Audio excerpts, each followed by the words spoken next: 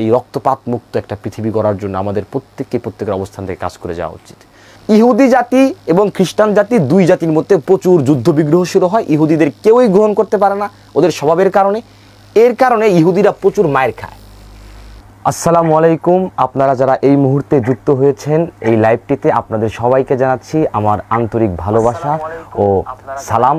যারা মানবিক বিভাগে পড়াশোনা করছো এবং সায়েন্স বা কমার্স থেকে যারা মানবিক বিভাগ পরিবর্তন করবে, তোমাদের জন্য এটি খুবই গুরুত্বপূর্ণ। এবং এছাড়া যত মানুষ দেখছেন প্রত্যেকটি মানুষের জন্য এটি হচ্ছে সাধারণ জ্ঞান, কারণ আমি আজ আলোচনা করছি ইহুদি জাতির উত্থান ও ফিলিস্তিন নিয়ে। তো আমি সরাসরি ক্লাসে ঢুকে যাচ্ছি। ক্লাসে আমি শুরু করার আগে আমি আপনারা এই ব্যাপারে সবাই জানেন, সবারই সম্যক ধারণা আছে যে আদি পিতা হজরত আদম আলাইহিসসালাম। আদম আলাইহিসসালাম তিনি আদি পিতা, আমাদের সকলের পিতা, এবং মহান আল্লাহ রাব্বুল আলামিন তাকে নিজ হাতে সৃষ্টি করেছেন এবং পৃথিবীতে প্রেরণ করেছেন। আদম আলাইহিসসালামকে আল্লাহ কোথায় প্রেরণ করেছেন? আদম আলাইহিসসালামকে আল্লাহ প্রেরণ করেছেন, এইটা যদি পৃথিবীর ম্যাপ হয়, এই যে দেখুন এই পৃথিবীর ম্যাপের ভিতর এইটি হচ্ছে আমাদের ভারতবর্ষ, এটি হচ্ছে ভারতবর্ষ। আর এই যে এইখানে ছোট্ট একটি রাষ্ট্র, যে রাষ্ট্রের নাম হচ্ছে শ্রীলঙ্কা, সেই শ্রীলঙ্কাতে তিনি আদম স্পিক একটা পাহাড়ের চূড়া আদম আলাইহিসসালামের পায়ের ছাপ আছে, এই অঞ্চলে হযরত আদম আলাইহিসসালামকে মহান আল্লাহ রাব্বুল আলামিন প্রেরণ করলেন। ক্লিয়ার? আদম আলাইহিসসালামের দুইজন সন্তান ছিলেন, হাবিল এবং কাবিল। হাবিল এবং কাবিলের ঘটনা আমরা সবাই জানি। এছাড়া আদম আলাইহিসসালামের আরেকজন সন্তান ছিলেন, তিনি ছিলেন হযরত শীস আলাইহিসসালাম, তিনি একজন নবী ছিলেন। এই শীস আলাইহিসসালামের একজন বংশধরই হচ্ছেন হযরত নূহ আলাইহিসসালাম। এবং নূহ আলাইহিসসালাম সম্পর্কে আমরা সবাই জানি। নূহ আলাইহিসসালাম সম্পর্কে আমি কিছুই বলবো না, কারণ আমরা এই ব্যাপারে সবাই জানি। নূহ আলাইহিসসালামের সময় মহাপ্লাবন, সমগ্র পৃথিবীতে বন্যায় ভেসে গিয়েছিল এবং নূহ আলাইহিসসালামের নৌকায় যারা ছিলেন তারাই কিন্তু বেঁচে ছিলেন। এখন দেখেন, এই হযরত নূহ আলাইহিসসালামের চারজন সন্তান ছিলেন। একজন সন্তানের নাম ছিল সাম, আরেকজন সন্তানের নাম ছিল হাম, আরেকজন সন্তানের নাম ছিল ইয়াফিস, এবং আরেকজন সন্তানের নাম ছিল কেনান। এখন যখন নূহ আলাইহিসসালাম মহান আল্লাহ রাব্বুল আলামিনের পক্ষ থেকে জানতে পারলেন সমগ্র পৃথিবী মহাপ্লাবনে ভেসে যাবে, ডুবে যাবে, তখন তিনি একটি নৌকা তৈরি করলেন এবং ওই নৌকায় যে সকল মানুষ নূহ আলাইহিসসালামকে বিশ্বাস করে যারা উঠেছিলেন তারাই কিন্তু ওই প্লাবনের পর বেঁচে ছিলেন। নূহ আলাইহিসসালামের এই চার সন্তানের ভিতর একমাত্র এই কেনান নূহ আলাইহিসসালামের এই কথা বিশ্বাস করেনি, সে ওই নৌকায় উঠেনি এবং নৌকায় না ওঠার কারণে কেনান মারা যায়। তাহলে যে মহাপ্লাবনের পর নূহ আলাইহিসসালামের নৌকায় এই সামও ছিলেন, হামও ছিলেন, ইয়াফিস ছিলেন। তাহলে সমগ্র পৃথিবীর সব মানুষ কিন্তু মারা গেলেন ওই মহাপ্লাবনের সময়। বেঁচে রইলেন কারা? নূহ আলাইহিসসালাম এবং আরও স্পেসিফিক কিছু মানুষ, তাদের মধ্যে সাম, হাম এবং ইয়াফিস, এই তিনজন নূহ আলাইহিসসালামের সন্তান। এই সাম থেকে জন্ম নিয়েছে সেমিটিক ভাষা। আপনারা যারা জানেন যে আরবি ভাষা, এই হিব্রু ভাষা, এগুলো কিন্তু সেমিটিক ভাষা থেকে এসেছে। ওই সাম, নূহ আলাইহিসসালামের যে পুত্র সাম, ওই সামের বংশধররাই কিন্তু পরবর্তীতে সেমিটিক। এবং বর্তমানে আমরা যারা আরবদের দেখি, আরব এবং যে ইহুদি জাতি আমরা দেখি, এই ইহুদি জাতি কিন্তু এই সাম থেকে এসেছে।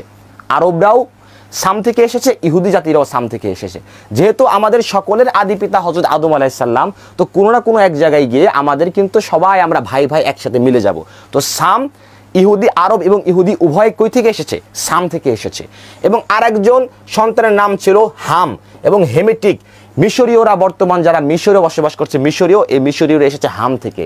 আর আমরা যারা ভারতবর্ষের অধিবাসী, আমরাই এসেছি হচ্ছে ইয়াফিস। এই ইয়াফিসের বংশধর হচ্ছে আমরা। ইয়াফিস তার বংশধররা পরবর্তীতে ইন্দো ইউরোপীয়, এই যে আমাদের ইউরোপ ইরান এবং ভারতে এই অঞ্চলে ইয়াফিস তার বংশধররা ছড়িয়ে ছিটিয়ে যায়। এরপর কি হয়? এই যে এই সামের বংশে একজন নবী, আমরা সবাই তাকে চিনি, হযরত ইব্রাহিম আলাইহিসসালাম। তিনি কিন্তু এই সামের বংশধরের একজন নবী ছিলেন। তো এই ইব্রাহিম আলাইহিসসালাম তিনি কোথায় জন্মগ্রহণ করেছেন?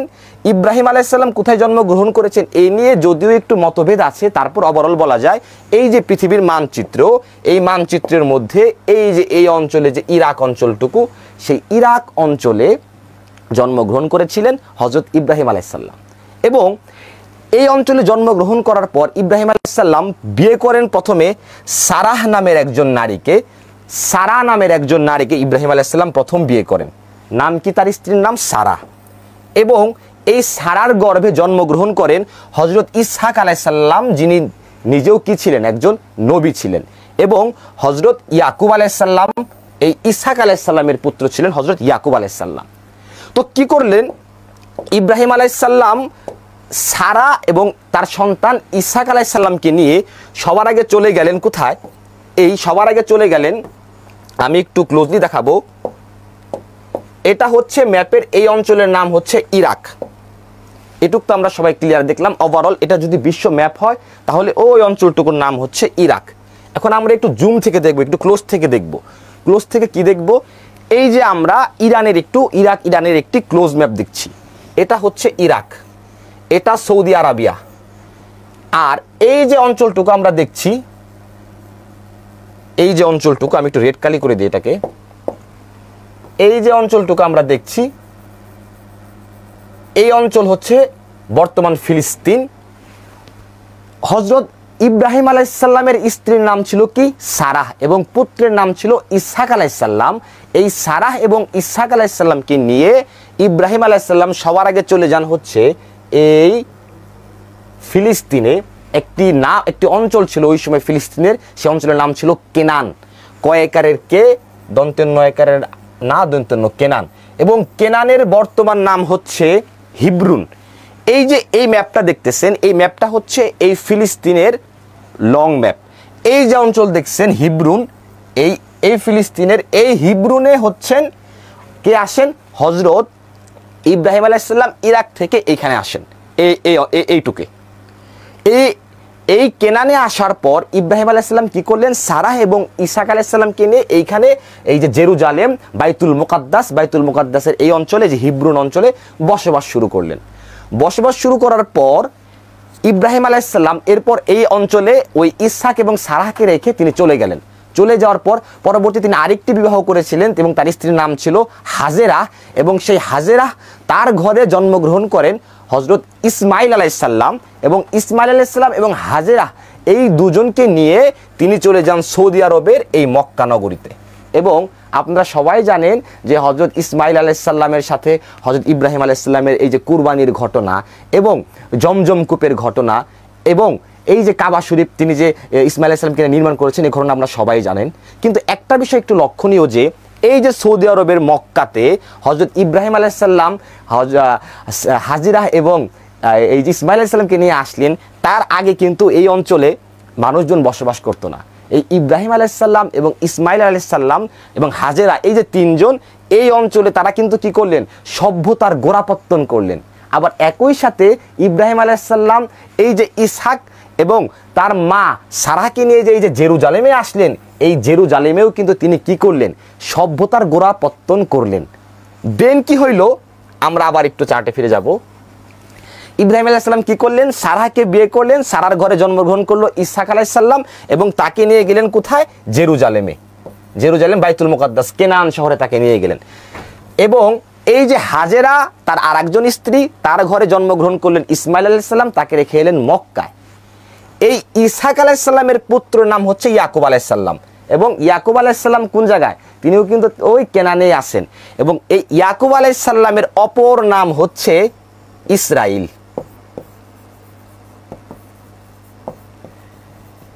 আর এই যে বনি ইসরাইল, যে বানু শব্দটি, বানু শব্দের অর্থ হচ্ছে বংশধর। আর ইসরাইল শব্দটি মূলত হিব্রু ভাষার একটি শব্দ, দুটি শব্দ জয়ে গঠিত, ইসরা এবং ইল। ইসরা শব্দের অর্থ হচ্ছে আব্দুন বা বান্দা, আর ইল শব্দের অর্থ হচ্ছে আল্লাহ। ইসরাইল মানে হচ্ছে আল্লাহর বান্দা, আর বনু ইসরাইল মানে হচ্ছে আল্লাহর বান্দার বংশধর। তাহলে ইসরাইল কার নাম? ইসরাইল হচ্ছেন হযরত ইয়াকুব আলাইহিস সালামের নাম। হযরত ইয়াকুব আলাইহিস সালামের নাম হচ্ছে ইসরাইল। এবং ইয়াকুব আলাইহিস সালামের হচ্ছে 12 জন পুত্র ছিলেন। এই 12 জন পুত্রের একজন পুত্র হচ্ছে হযরত ইউসুফ আলাইহিস সালাম। এবং 12 জন পুত্রের মধ্যে সবার বড় যে একজন গুরুত্বপূর্ণ পুত্র, সে ছিল ইয়াহুদা। ইয়াহুদাও ইয়াকুব আলাইহিস সালামের পুত্র, ইউসুফ আলাইহিস সালামও ইয়াকুব আলাইহিস সালামের পুত্র। এবং ইয়াকুব আলাইহিস সালামের পুত্র সংখ্যা ছিল 12 জন। এই ইউসুফ আলাইহিস সালাম ছাড়া বাকি যে 11 জন ছিলেন, সেই 11 জন 11 জনের ভিতর বিনয়ামিন ছিলেন। বিনয়ামিন ইউসুফ আলাইহিস সালামের একই মায়ের সন্তান ছিলেন। বিনয়ামিন ছাড়া 11 জন ছাড়া 10 জন বলা যায়। এই 10 জন এই ইউসুফ আলাইহিস সালামকে এই ইয়াকুব আলাইহিস সালাম একটু বেশি ভালোবাসতেন বলে ওই 10 জন ইউসুফ আলাইহিস সালামের প্রতি একটু বেশি হিংসা করে। হিংসা করার কারণে ইউসুফ আলাইহিস সালামকে একটি কূপে ফেলে দেয় এবং কূপ থেকে একদল বণিক ব্যবসায়ীরা ইউসুফ আলাইহিস সালামকে উদ্ধার করে মিশরে নিয়ে যায়। মিশর কোন জায়গায় এটা কিন্তু আপনারা সবাই জানেন। মিশর কোন জায়গায়, এই যে এইখানে দেখেন, ম্যাপটুকু দেখেন, এই যে এটা হচ্ছে মিশর। এই যে প্যালেস্টাইন ফিলিস্তিন, এটা হচ্ছে ফিলিস্তিন এবং এইটা হচ্ছে মিশর। এই যে কেনানে থাকতেন, বসবাস করতেন ইউসুফ আলাইহিস সালাম, কেনান শহরে থাকতেন, যার বর্তমান নাম হিব্রুন। এই কেনানে তাকে একটা কুয়ার মধ্যে ফেলে দিলেন, আর সেখান থেকে একদল বণিক মানুষেরা ইউসুফ আলাইহিস সালামকে নিয়ে গেলেন কোথায়? মিশরে। এবং মিশরে যাওয়ার পর ভাগ্যক্রমে মহান আল্লাহ রাব্বুল আলামিনের ইচ্ছায় ইউসুফ আলাইহিস সালাম এই মিশর রাজ্যের তিনি হয়ে গেলেন প্রধানমন্ত্রী, শাসক বা রাজা হয়ে গেলেন। রাজা হয়ে যাওয়ার পর কি করলেন? রাজা হয়ে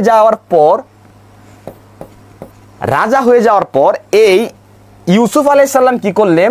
তার যে 12 জন পুত্র, এই যে 12 জন, তার যে 11 ভাই ছিলেন, সেই 11 ভাইকে ওই কেনান থেকে ডেকে নিয়ে গেলেন কোথায়? কেনান থেকে নিয়ে গেলেন হচ্ছে মিশরে। এখন একটু বুঝতে হবে, মহানবী হযরত মুহাম্মদ সাল্লাল্লাহু আলাইহি সাল্লাম হচ্ছেন ইসমাইল আলাইহিস সালামের বংশধর। এই যে হাজেরা, তার গর্ভে আসলেন ইসমাইল আলাইহিস সালাম। ওই ইসমাইল আলাইহিস সালামের বংশে থেকে এসেছেন মহানবী হযরত মুহাম্মদ সাল্লাল্লাহু আলাইহি ওয়াসাল্লাম। আর ইব্রাহিম আলাইহিস সালামের যে আরেকজন স্ত্রী সারাহ, তার ঘরে যেমন এসেছেন ইসহাক আলাইহিস সালাম, ওই ইসহাক আলাইহিস সালামের পুত্র ইয়াকুব আলাইহিস সালাম, ওই ইয়াকুব আলাইহিস সালামের বংশধররা হচ্ছেন বনি ইসরাইল। কারণ বনি ইসরাইল ইয়াকুব আলাইহিস সালামের নাম। এই যে আমরা আজকে যাদেরকে ইসরাইল বলে চিনি, এরা সবাই কিন্তু হযরত ইয়াকুব আলাইহিস সালামের বংশধর, তার সন্তান, তারা কিন্তু নবীর সন্তান। এবং ইয়াকুব আলাইহিস সালামের এই যে 11 পুত্রের 12 পুত্রের ভিতর এই যে ইয়াহুদা যে পুত্র, এই ইয়াহুদার বংশধররাই হচ্ছে বর্তমানে আসলে ইহুদি। তো এটা আমরা আরেকটু পরে জানবো। তো যাই হোক, ইউসুফ আলাইহিস সালাম কি করলেন? ইউসুফ আলাইহিস সালাম কিন্তু মিশরে গেলেন এবং মিশরে যাওয়ার পর ইউসুফ আলাইহিস সালাম মিশরের প্রধানমন্ত্রী হয়ে গেলেন। এবং অনেক সংগ্রাম, ইউসুফ আলাইহিস সালামের জীবন থেকে অনেক কিছু শেখার আছে। আমরা ওই ডিপে ঢুকবো না, ওভারঅল আমরা এই বনি ইসরাইলের আলোচনায় চলে আসব। ইউসুফ আলাইহিস সালাম কি করলেন? মিশরে যখন গেলেন, তখন মিশরে যারা থাকতো তাদের বলা হতো কিপ্তি। মিশরে যারা থাকতো তাদেরকে কি বলা হতো? তাদেরকে বলা হতো কিপ্তি। এই মিশরে যখন ইউসুফ আলাইহিস সালাম এই প্রধানমন্ত্রী রাজা হয়েছেন, ঠিক ওই সময়ে সমগ্র পৃথিবীতে একটা দুর্ভিক্ষ আসলো। দুর্ভিক্ষ আসার পর খাদ্য সংকটে ভোগা শুরু হইল।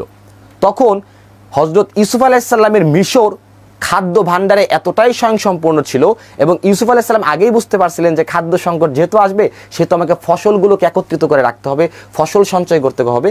তিনি উন্নত সঞ্চয় পদ্ধতি, উন্নত গোডাউন সিস্টেম আবিষ্কারের মাধ্যমে ইউসুফ আলাইহিস সালাম খাদ্য সঞ্চয় করতে পেরেছিলেন। যার কারণে কি হয়েছিল? সমগ্র পৃথিবীতে যখন দুর্ভিক্ষ, তখন মিশরে ইউসুফ আলাইহিস সালামের রাজ্যে খাবার ছিল।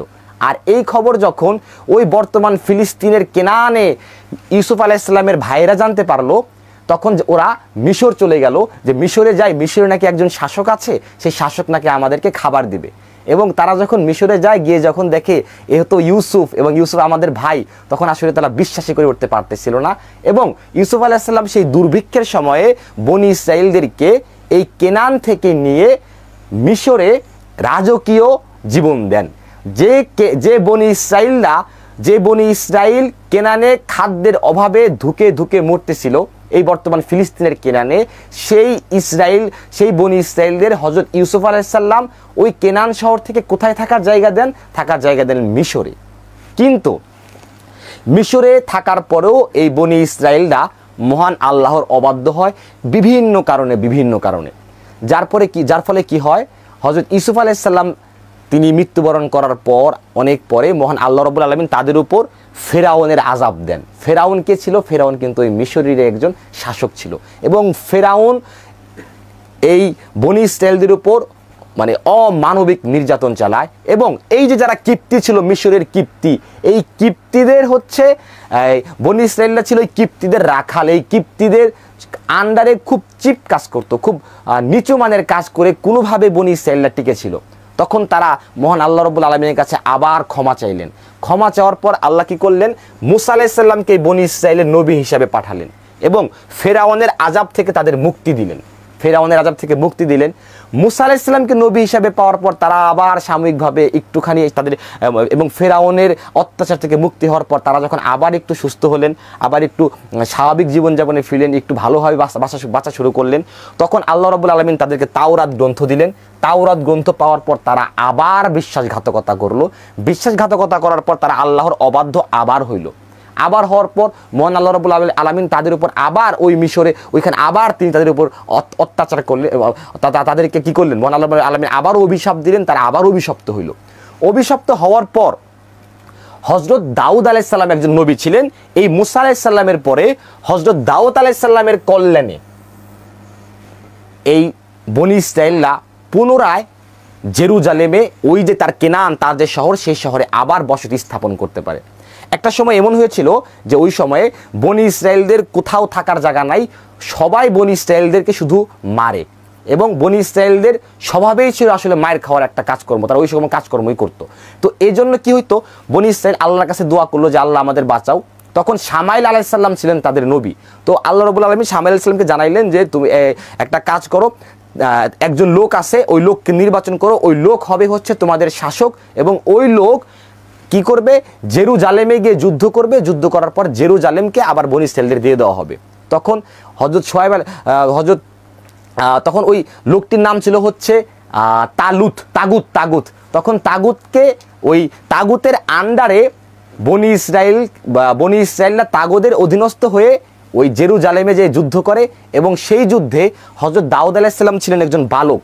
কিন্তু বালক হওয়া সত্ত্বেও দাউদ আলাইহিস সালাম সেই যুদ্ধে যে ওই জেরুজালেম ওইখানের যে সেনাপতি ছিল, যে প্রধান ছিল, তাকে তিনি সেই যুদ্ধে পরাজিত করেন, দাউদ আলাইহিস সালাম এই ছোট্ট বালকটি। এবং পরবর্তীতে এই দাউদ আলাইহিস সালাম হন জেরুজালেমের, বর্তমান যে ফিলিস্তিন আপনারা দেখতেছেন, বর্তমান যে ফিলিস্তিন, এই ফিলিস্তিনের শাসক এবং এই বাইতুল মুকাদ্দাসের শাসক হয়ে যান হচ্ছে হযরত দাউদ আলাইহিস সালাম। এবং দাউদ আলাইহিস সালামের সন্তান হচ্ছেন হযরত সুলাইমান আলাইহিস সালাম, দ্য কিং সুলাইমান আলাইহিস সালাম। এর আমরা সবাই জানি সুলাইমান আলাইহিস সালাম প্রায় সমগ্র পৃথিবীর কি ছিলেন, শাসক ছিলেন। বর্তমানে যেমন আমেরিকা অনেক বড় ক্ষমতাধর, তেমনি একটা সময় হযরত সুলাইমান আলাইহিস সালাম ছিলেন সমগ্র পৃথিবীর বাদশা, রাজা।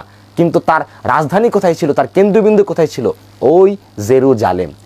এরপর কি হলো, সুলাইমান আলাইহিস সালামের পর আবার বনি ইসরাইল আল্লাহর অবাধ্য হয়ে গেল। অবাধ্য হয়ে যাওয়ার পর নেবুচাঁদনেজার নামের একজন শাসক, নাম কি, নেবুচাঁদনেজার। এই যে ইরাকের ব্যাবিলনীয় যে সভ্যতা, সেই ব্যাবিলনীয় সভ্যতার একজন রাজা ছিলেন কি, নেবুচাঁদনেজার। খুবই হিংস্র একজন রাজা ছিলেন। সেই নেবুচাঁদনেজার জেরুজালেম দখল করার পর, এই যে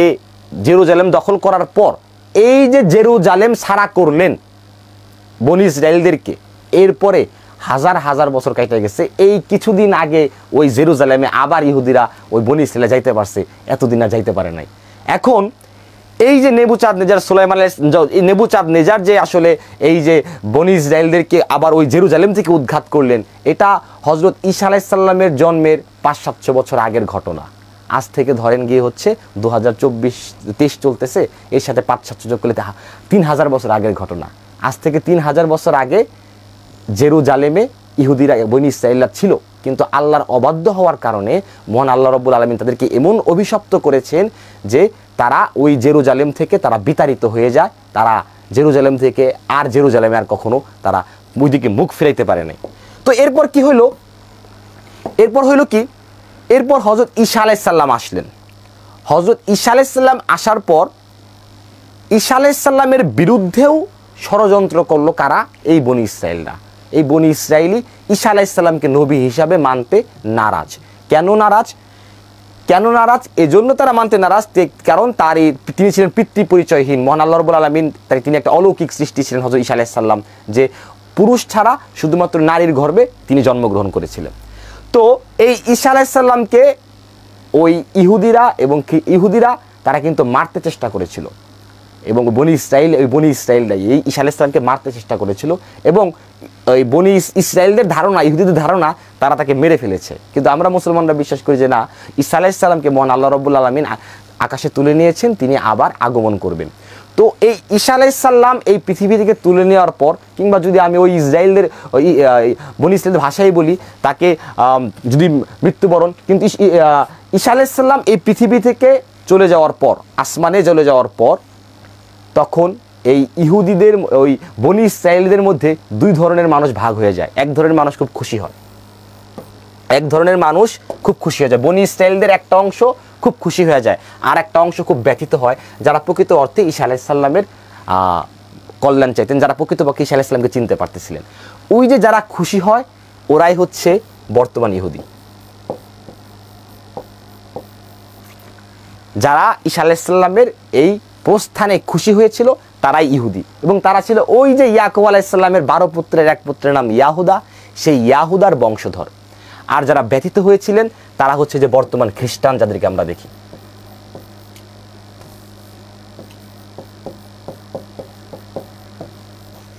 যারা খ্রিস্টান তারা হচ্ছে ব্যথিত হয়েছিলেন ওই বনি ইসরায়েলেরই একটা অংশ, আর যারা খুশি হয়েছিলেন ইহুদি, ওই ইয়াহুদার বংশধর, তারা হচ্ছে বর্তমান ইহুদি।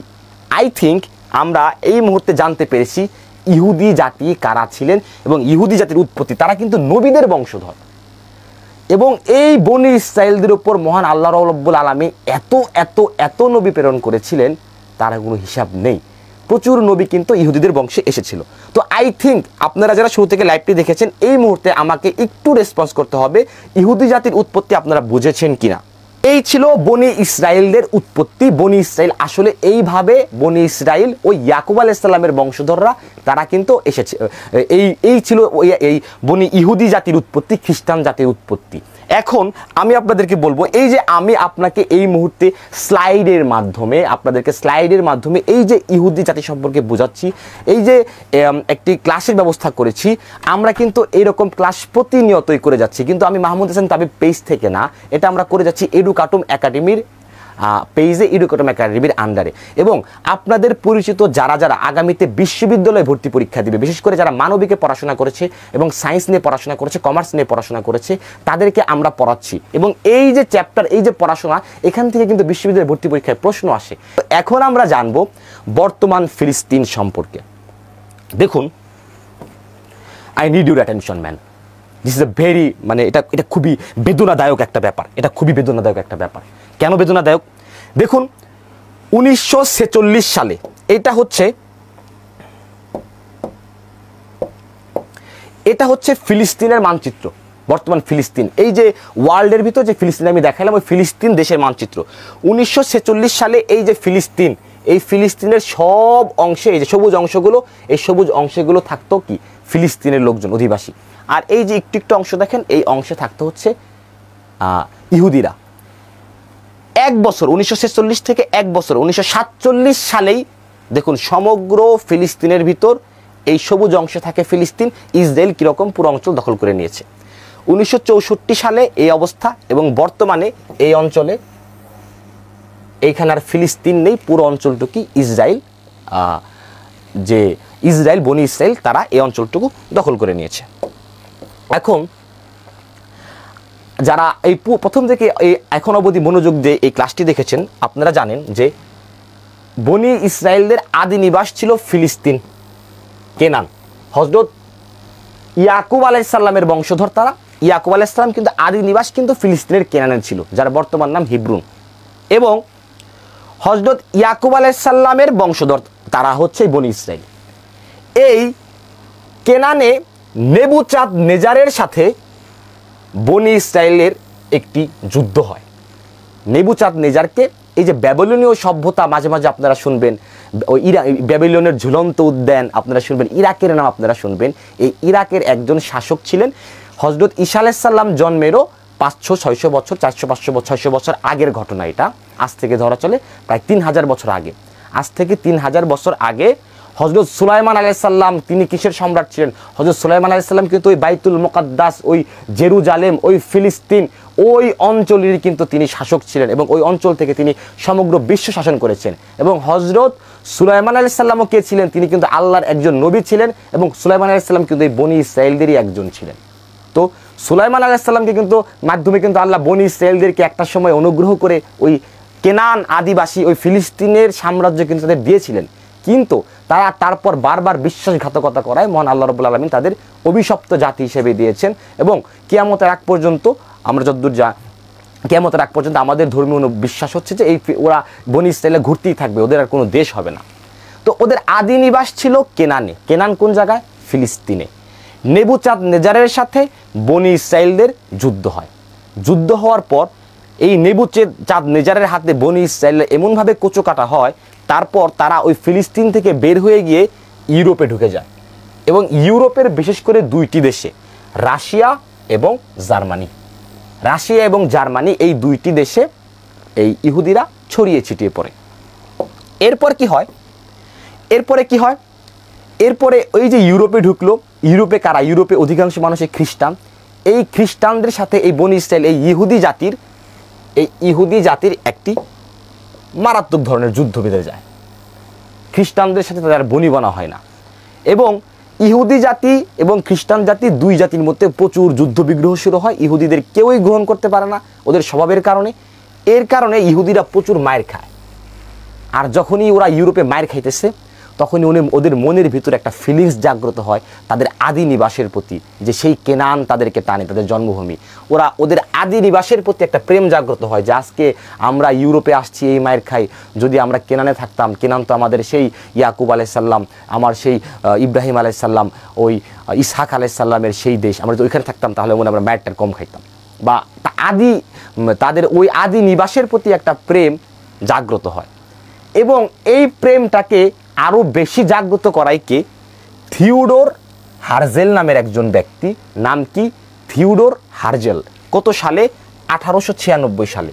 তিনি কীভাবে জাগ্রত করেন? তিনি একটা বই লেখেন। বইয়ের নাম ছিল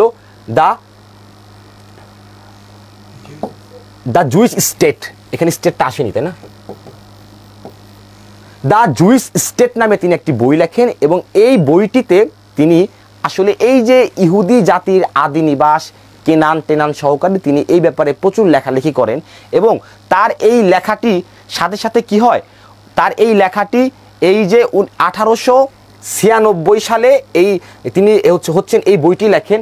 1896 সালে বই লেখার পর 1897 সালেই এই বইয়ের সব কথাগুলো ইহুদিদের রাজনৈতিক দাবি হয়ে যায় এবং শুরু হয় জায়োনিস্ট আন্দোলন। এখন জায়োনিস্ট মানে কি এটা আমরা জানি না, একটু পরে আমরা জানবো, আমি বলবো। কি হইল? ইহুদিরা ইউরোপে ঢুকলো, জার্মানিতে ঢুকলো, রাশিয়াতে ঢুকলো। ঢোকার পর সেখানে গিয়েও খ্রিস্টানদের সাথে ঝামেলা লাগাই ফেলছে। ঝামেলা লাগানোর পর ওদের দেশপ্রেম জাগ্রত হয়। আদি নিবাস কেনানের প্রতি কথা খুব মনে পড়ে। কেনানে যাওয়ার জন্য তাদের একটা ব্যাকুলতা, সেই ব্যাকুলতাকে আরও বাড়িয়ে দেন কে? থিওডোর হার্জেল 1896 সালে দ্য জুইশ স্টেট বইটি লিখে। এবং এই ওদের যে 1897 সালে যে রাজনৈতিক দাবি, এই জায়োনিস্ট আন্দোলন শুরু হওয়ার সাথে সাথে একটি সংঘ তৈরি হয়ে যায় যাকে বলে জায়োনিস্ট সংঘ। এবং জায়োনিস্ট সংঘদের দাবি ছিল দুইটা, একটা ছিল কি? আলাদা ভূমি, আর একটা হচ্ছে আদি নিবাস। আলাদা ভূমি কি? এই ইহুদি জাতির জন্য আলাদা একটা দেশ লাগবে, এটা হচ্ছে আলাদা একটা ভূমি, ওদের আন্দোলনের দাবি। এবং আলাদা ভূমি কোথায় হবে? আলাদা ভূমি আদি নিবাসে হবে। কোথায়? ওই কেনানে হবে আদি নিবাস। এটা ছিল ওই জায়োনিস্ট মুভমেন্টের ওই সময়ের একটা কারণ। এখন জায়োনিস্ট কি? এই যে জায়োনিস্ট এই ব্যাপারটা কি? এখন এই যে থিওডোর হার্জেল যে কিনা বই লিখলেন, এই যে দ্য জুইশ স্টেট যে বইটা তিনি লিখলেন, এই বইটা ইহুদিদের মধ্যে এতটাই পপুলার হয়ে গেল, এতটাই বিখ্যাত হয়ে গেল এবং এই বইয়ের প্রতিটি লেখার সাথে প্রত্যেকটা ইহুদি এতটাই একমত পোষণ করলো। এই থিওডোর হার্জেলকে বলা হইতেছে হচ্ছে ইহুদি জাতির পিতা এবং জায়নবাদের জনক এবং ইহুদি রাষ্ট্রের প্রবক্তা। এই থিওডোর হার্জেলের যে বই, এই বইয়ের ভিতর এই যে মতবাদটা লেখা, ওই মতবাদকে বলে হচ্ছে জায়োনিজম মতবাদ।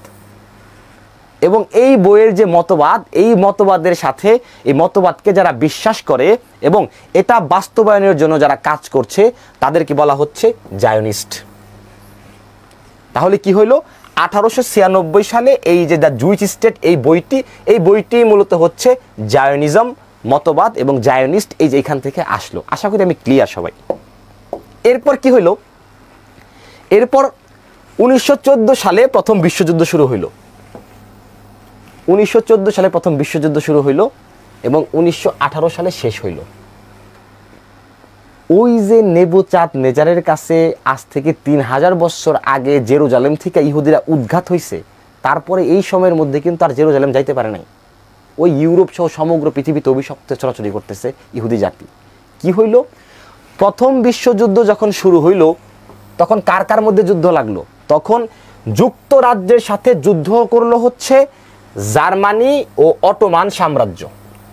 অটোমান সাম্রাজ্যর বর্তমান নাম হচ্ছে তুরস্ক। 1914 থেকে 1918 সাল পর্যন্ত জার্মানি ও অটোমান সাম্রাজ্যের সাথে যুদ্ধ লাগলো কার? যুক্তরাজ্যের। তখন মুসলমানদের খেলাফত ছিল প্রথম বিশ্বযুদ্ধের আগে।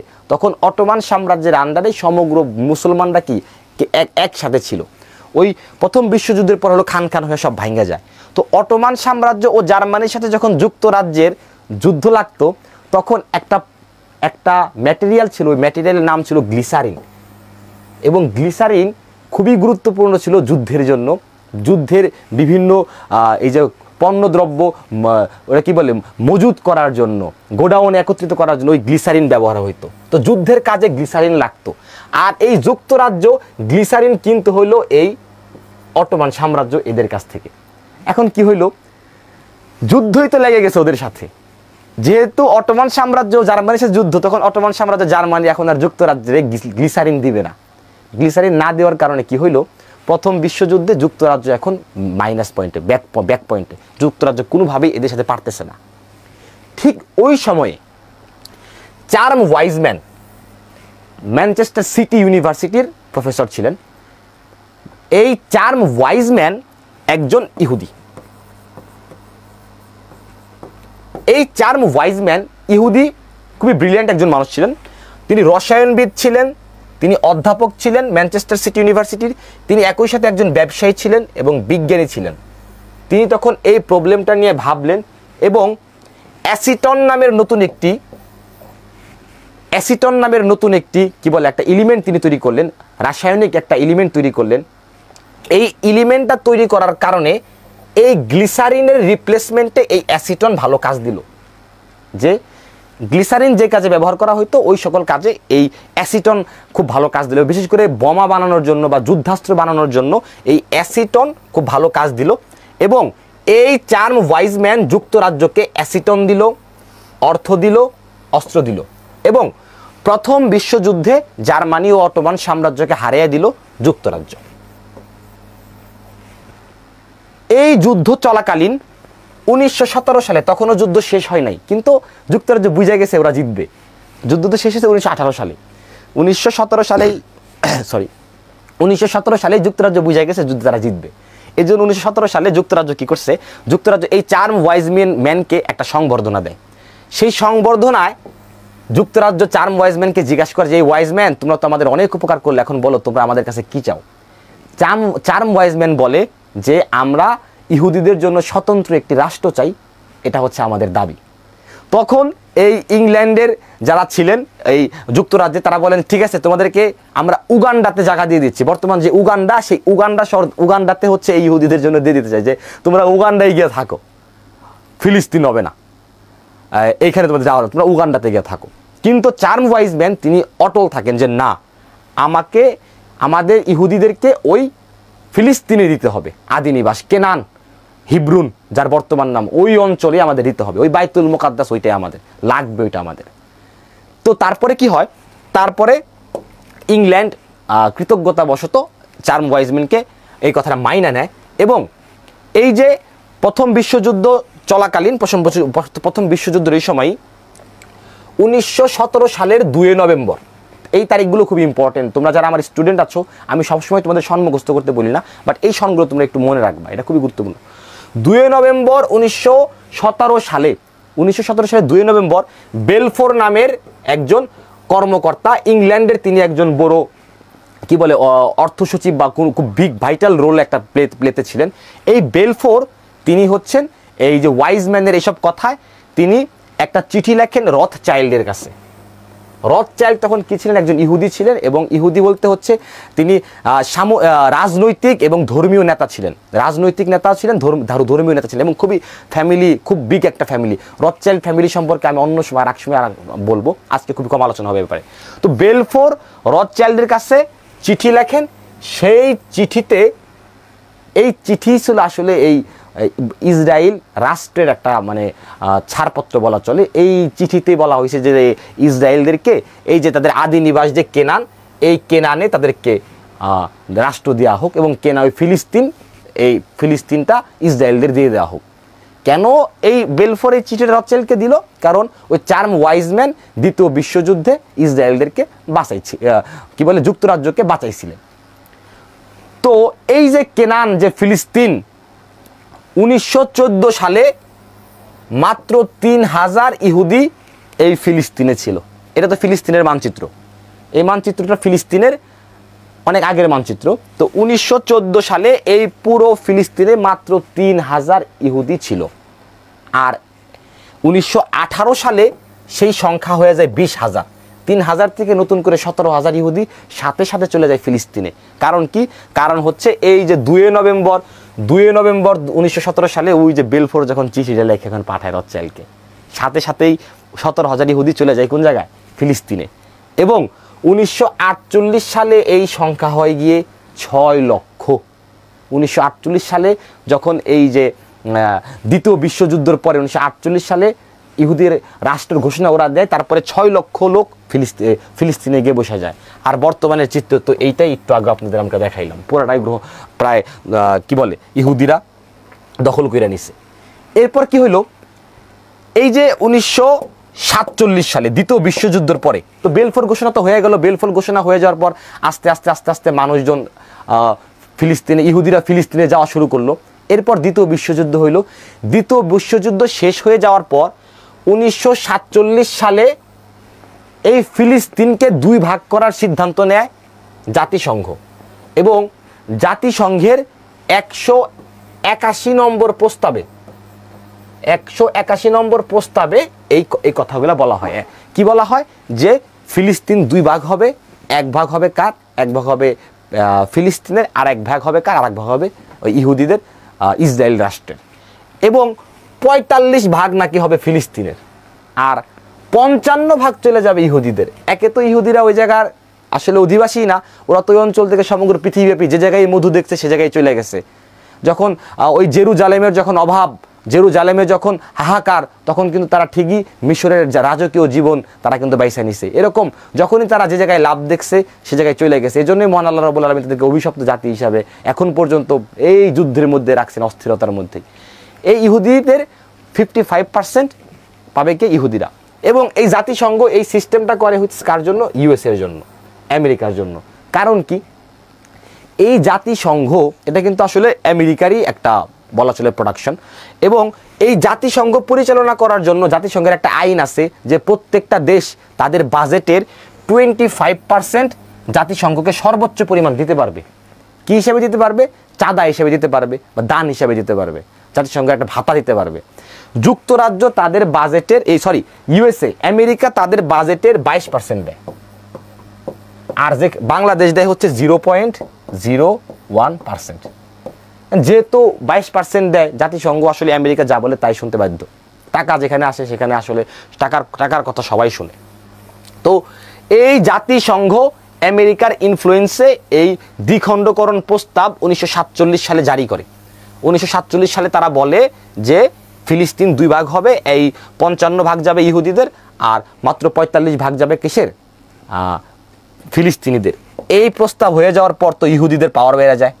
পাওয়ার বেড়ে যাওয়ার পর কি করে? ইসরায়েল কি করে? 14 মে 1948 সালে, 1948 সালের 14 মে ইসরায়েল নিজেরাই নিজেদের স্বাধীনতা ঘোষণা করে দেয় যে এই যে আমরা ইসরায়েল, আমরা বনি ইসরায়েল, আমরা ইহুদি, এই যে ফিলিস্তিন, এই যে এই অংশ, এইটা আমাদের দেশ। তারা নিজেরাই সেই ঘোষণা সাথে সাথে কি করে? ঘোষণা করে দেয়। এবং সাথে সাথে এই দেখো, এই 14 মে যখন ইসরায়েল নিজেরা ঘোষণাটা দিল, ওই 14 মে 1948 সালে যুক্তরাষ্ট্র, ইউএসএ তাদের প্রথম স্বীকৃতি দেয়। তার 3 দিন পর 17 মে রাশিয়া স্বীকৃতি দেয়। একটা বিষয় একটু মনে রাখতে হবে, এখানে একটু হিডেন পলিটিক্স আছে, সেটা হচ্ছে যে এই বেলফোর ঘোষণার মাধ্যমেই কিন্তু আসলে মূলত ফিলিস্তিনে এই ইসরায়েলরা যাওয়ার সাহস পাইছে। আর এই বেলফোরের মাধ্যমে আসছে, এর পিছনে কলকারখানা আসছে যুক্তরাজ্য, মানে বর্তমান ইংল্যান্ড, ইউকে। কিন্তু যুক্তরাজ্য কিন্তু ইসরায়েলকে কি করে নাই, প্রথম স্বীকৃতি দেয় নাই। প্রথম স্বীকৃতি দিছে কে? USA, America.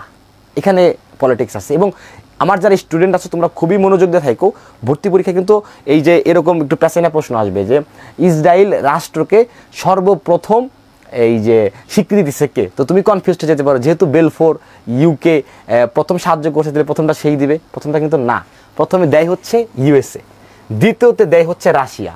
দুঃখজনক সংবাদ হচ্ছে মুসলিম রাষ্ট্র হিসাবে প্রথম স্বীকৃতি দেয় তুরস্ক 28 মার্চ 1949 সালে, তার পরের বছরই তুরস্ক কাকে দিয়ে দেয়, স্বীকৃতি দেওয়া দেয়। এবং আরব দেশের মধ্যে প্রথম দেশ হিসেবে মিশর দেয় 26 মার্চ 1979 সালে। এই হচ্ছে ইসরায়েল রাষ্ট্রের স্বীকৃতির অবস্থা। আর এই যে 14 মে জাতিসংঘের দ্বিখণ্ডীকরণ প্রস্তাবের পর যখন গিয়ার বেড়ে গেল ইহুদিদের, তারা 14 মে কিন্তু ঘোষণা দিয়ে দিল যে এই ফিলিস্তিন এটা কিন্তু এখন থেকে ইহুদিদের। এবং এই ঘোষণার পরের দিন 15 মে 1948 সাল আরব দেশসমূহ কি করে, ইসরায়েলের বিরুদ্ধে যুদ্ধ ঘোষণা করে। আরব দেশসমূহ বলতে ওই ফিলিস্তিনের আশেপাশে যে সকল দেশগুলো সবই কিন্তু আরব দেশ, জর্ডান, সিরিয়া, লেবানন, মিশর, এরা কিন্তু সবাই ওই আশেপাশের দেশ। ওই দেশগুলো কি করে, ফিলিস্তিন এর সীমান্তবর্তী সকল মুসলিম দেশ আছে, সেই মুসলিম দেশ ইসরায়েলের বিরুদ্ধে যুদ্ধ ঘোষণা করে। এবং যুদ্ধ ঘোষণা করার পর আরব বিশ্ব পরাজিত হয়। পরাজিত হওয়ার ফলাফল কি হয়, ইসরায়েল রাষ্ট্রের ভিত্তিটা একদম মজবুত হয়ে যায় এবং 7.5 লক্ষ মুসলিম শরণার্থী নিজের দেশে পরবাসী হয়ে যায়। এই 7.5 লক্ষ মুসলমান তারা কি হয়ে যায়, ফিলিস্তিন তাদের নিজের দেশ, সেই নিজের দেশেই তারা হয়ে যায় কি অন্যের গোলাম, ইহুদিদের গোলাম, পরাধীন ফিলিস্তিন। এবং ইহুদিরা একটা সেই রকমের কি পাওয়া যায়, একটা বেজমেন্ট পাওয়া যায়। এবং 1947 সালের পর থেকে এই যে আজ পর্যন্ত ইহুদিরা নানাবিধ তাণ্ডব চালিয়ে আসছে। এবং রিসেন্টলি আমরা দেখতেছি ফিলিস্তিন ইহুদিদের মধ্যে কি একটা যুদ্ধের ভিতরে আমরা সমগ্র বিশ্ব লুটায় গেল। এটা আসলে খুবই মানে মানুষের জন্য সবচেয়ে জঘন্যতম একটা মানে অনুভূতি, সবচেয়ে জঘন্যতম ব্যাপার। 2 জন মানুষ, আমাদের আদি পিতা এক, আমরা সবাই একই খাবার, আমাদের দেহের রক্ত কাটলে সবার লাল, কিন্তু এই মানুষ আমরা একজন আরেকজনের ভিতর তলোয়ার ধরি, আমরা একজন মানুষ আরেকজন মানুষের গুলি করি, আমরা বম বানাই, আমরা বম ফুটাই। এই যে বর্তমান ফিলিস্তিনিদের উপর যে নির্যাতন, এই যে মানুষের উপরে যে নির্যাতন, কিসের জন্য এই নির্যাতন? পৃথিবী থেকে জায়গার অভাব, পৃথিবী থেকে থাকার জায়গার অভাব, কেন এই অস্থির অবস্থা? এই মানে ফিলিস্তিনিদের প্রতি যে আমি কিছুদিন আগে দেখলাম পত্রপত্রিকায় নিউজ দেখলাম, টিভি ফুটেজ দেখলাম যে ছোট ছোট শিশুরা পর্যন্ত রক্ষা পাচ্ছে না, মানে জীবন্ত মারা যাচ্ছে। এই সব মিলিয়ে মানুষ হিসেবে খুব হতাশ লাগে মাঝে মাঝে যে মানুষে কেন এত যুদ্ধ? আমরা তো সবাই মানুষ, সবাই জন্মগ্রহণ করেছি। 100 বছর পর আমার এই চেহারাও থাকবে না, এই ক্যামেরাও থাকবে না, এই লাইভও থাকবে না, আপনিও থাকবেন না। মাঝখান থেকে এই যুদ্ধ কেন? এবং মানুষের প্রতি একটি সুন্দর আহ্বান আমি আবারও আপনাদের সামনে রাখতে চাই যে আসুন এই রক্তপাত মুক্ত একটা পৃথিবী গড়ার জন্য আমাদের প্রত্যেকের অবস্থান থেকে কাজ করে যাওয়া উচিত। তো যাই হোক, আমি একটু ইমোশনাল হয়ে গেছিলাম, বাট আমি ইমোশনকে পাত্তা দিতে চাই না। যাই ঘটুক না ঘটুক আমাদের সামনের দিকে এগিয়ে যেতে হবে। তো ওভারঅল আমি আশা করি ইহুদি জাতির উত্থান আপনারা বুঝতে পেরেছেন, এবং ইহুদি জাতি কীভাবে আসলো এ সম্পর্কে একটি ধারণা আপনাদের এসেছে। অন্তত আমি বলতে পারি হযরত আদম আলাইহিস সালাম থেকে 1947 সাল পর্যন্ত ইহুদি রাষ্ট্র গঠন হওয়া পর্যন্ত যে ব্যাপারাদি, এ ব্যাপারে আপনারা পরিষ্কারভাবে একটি ধারণা পেয়েছেন। এরকম ক্লাস আরও চাইলে এবং আরও যদি চান আপনারা এই ভিডিওটি শেয়ার করে দিতে পারেন সবার মাঝে, যদি এই ভিডিওটি ছড়িয়ে যায় এবং মানুষ যদি রেসপন্স করে এরকম আরও ক্লাস চায়, ইনশাল্লাহ আমি এ সকল আরও ক্লাস নিয়ে আপনার সামনে হাজির হব। আর সর্বোপরি আমার জন্য দোয়া করবেন, এডুকেটম একাডেমির জন্য দোয়া করবেন, যাতে আমরা আগামীতে শিক্ষাকে সহজ ও সুলভ করার জন্য এগিয়ে যেতে পারি, কাজ করতে পারি। দেখা হবে ইনশাল্লাহ নতুন কোনো ক্লাসে, নতুন কোনো টপিক নিয়ে। ততদিন ভালো থাকবেন, সুস্থ থাকবেন। আসসালামু আলাইকুম।